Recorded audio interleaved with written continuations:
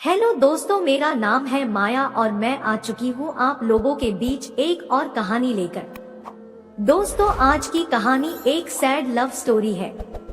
कहानी शुरू होती है श्याम नाम के लड़के से, जो कि मोहिनी नाम की लड़की से प्यार करता था और वो दोनों एक साथ एक ही कॉलेज में पढ़ते थे। एक दिन की बात है, मोहिनी की नजर अचानक ही उस खत पर पड़ती है जो सालों से किताब के पन्नों के बीच में सड़ रहा था। यह खत श्याम का लिखा हुआ आखिरी खत था और मोहिनी और श्याम के प्यार की आखिरी निशानी भी। दोस्तों, मोहिनी और श्याम की प्रेम कहानी कॉलेज से ही शुरू हुई थी, जब मोहिनी ने दिल्ली के एक कॉलेज में एडमिशन लिया था। मोहिनी एडमिशन लेने के बाद प्रिंसिपल साहब के ऑफिस से बाहर निकल ही रही थी, तभी अचानक उसकी नजर सामने खड़े श्याम पर पड़ती है, जो सामने ही कैंटीन में खड़ा अपने दोस्तों के साथ चाय पी रहा था। नई स्टूडेंट को देखकर सभी सीनियर्स मोहिनी के पास आ जाते हैं। मोहिनी के लिए दिल्ली शहर बिल्कुल नया था और वहाँ के लोग भी नए थे।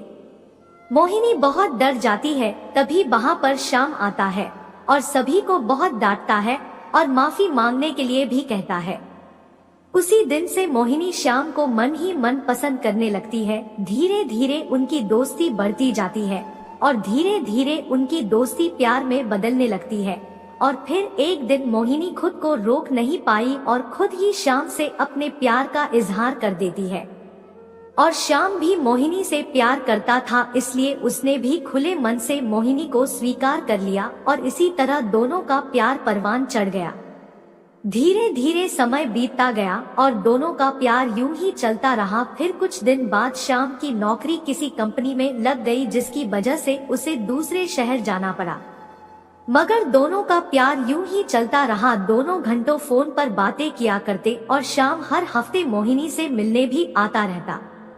मगर धीरे धीरे मोहिनी के फोन आने बंद हो गए और जब श्याम अपनी तरफ से फोन करता तो या तो फोन काट दिया जाता या फिर 50 फोन करने के बाद भी मोहिनी का फोन नहीं उठता, जिससे श्याम बहुत उदास रहने लगता है।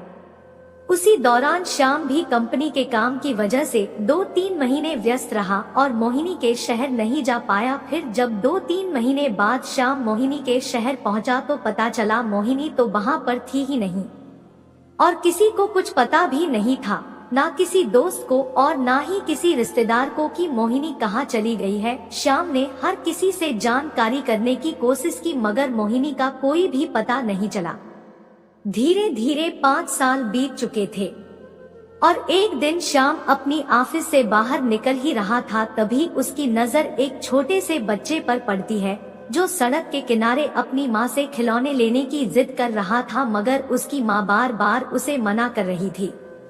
श्याम को उस महिला का चेहरा कुछ जाना पहचाना सा लगा और वो उसे देखने के लिए उसके और करीब चला गया और नजदीक से देखने के बाद पता चला वो महिला कोई और नहीं मोहिनी ही है और वो बच्चा मोहिनी का ही बच्चा है।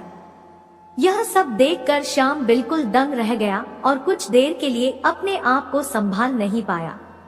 फिर कुछ देर बाद अपने आप को संभालते हुए श्याम मोहिनी के पास गया और पूछने लगा, तुम अब तक कहाँ थी और क्या मजबूरी थी जो मुझसे इतनी दूर चली गई और मुझे बताए बिना ही शादी कर ली। मगर मोहिनी कुछ भी नहीं बोलती है और श्याम कुछ देर खड़े रहने के बाद वहाँ से चला जाता है और मोहिनी वहीं पर खामोश खड़ी रह जाती है।